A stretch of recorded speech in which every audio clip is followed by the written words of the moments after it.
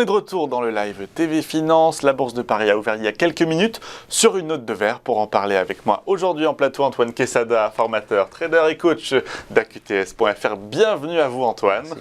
Bonjour. Je vous salue à nouveau. Que vous inspirent ces premières secondes de cotation à Paris? La Bourse de Paris qui a ouvert dans le vert, 3e séance de hausse consécutive. Tout à fait, je dirais même 4e, puisque nous avions rebondi lundi dernier après avoir fait une forte baisse. Donc on continue à monter dans le sillage des marchés américains d'hier, dans la continuation de ces 3 précédentes séances. Donc après une phase de pessimisme lié au variant, là il semblerait que le marché ait envie de voir la chose de façon beaucoup plus positive. Le danger semblant, le verre à moitié plein après l'avoir vu à moitié vide, donc on n'est pas devin. Les marchés, ce sont eux qui dictent leurs lois, enfin, surtout les investisseurs et principalement les institutionnels, j'imagine. Je ne pense pas que ce soit les petits investisseurs qui fassent la pluie et le beau temps en ce moment sur les marchés. Donc il faut tout de même être modéré sur cette hausse de ces derniers jours, car elle se fait avec très peu de volume. Donc on peut penser que ce sont des arbitrages de fin d'année qui sont réalisés afin de... Voilà, c'est assez classique à cette période de l'année, donc il ne faut pas être étonné de ce petit yo-yo continuel. Mais bon, si le marché est optimiste, il vaut mieux que ce soit ainsi. Hein. Encore une fois, le variant inquiète, mais en même temps laisse entendre qu'il n'est peut-être pas aussi dangereux qu'on le croit.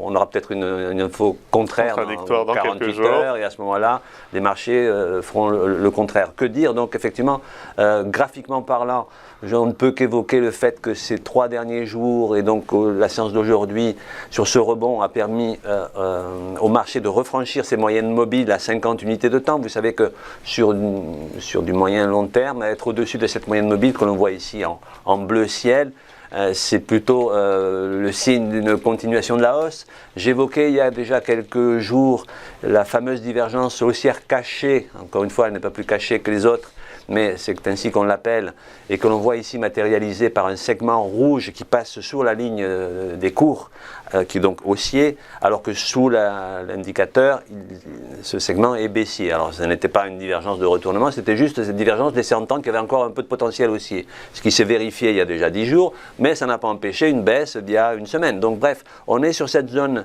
latérale, je dirais de latéralisation.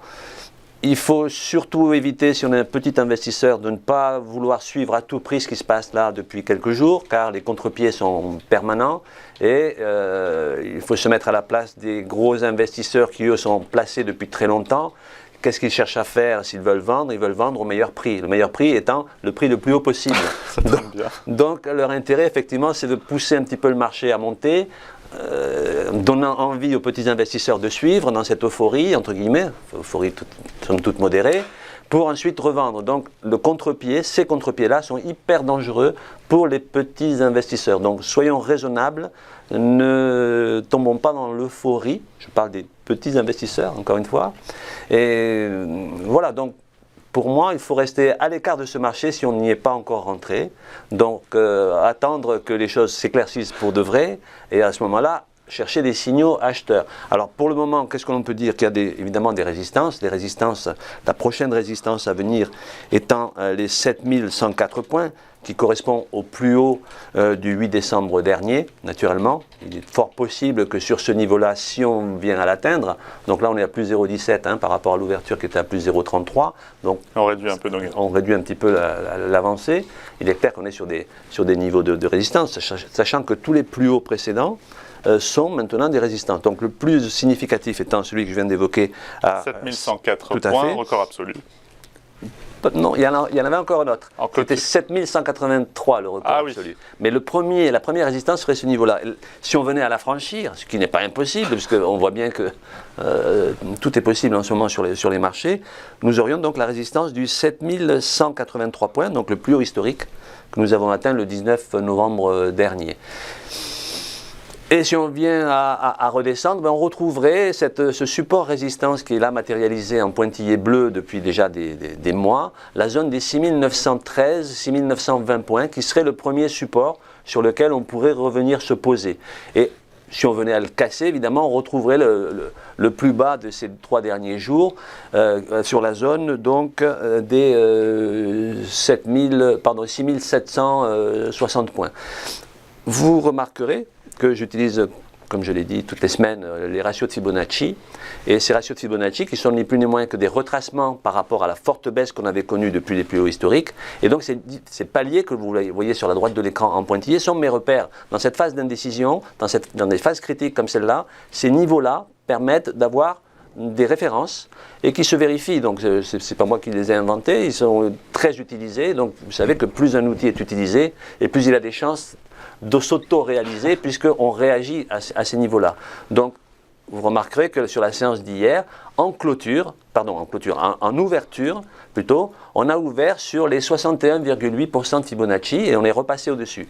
En général, quand on est au-dessus des 61,8%, il y a des chances que le marché aille combler le reste, c'est-à-dire atteindre les 100% de ce retracement, les 100% étant la résistance ultime que nous venons d'évoquer, étant les plus hauts historiques sur les 7183 points.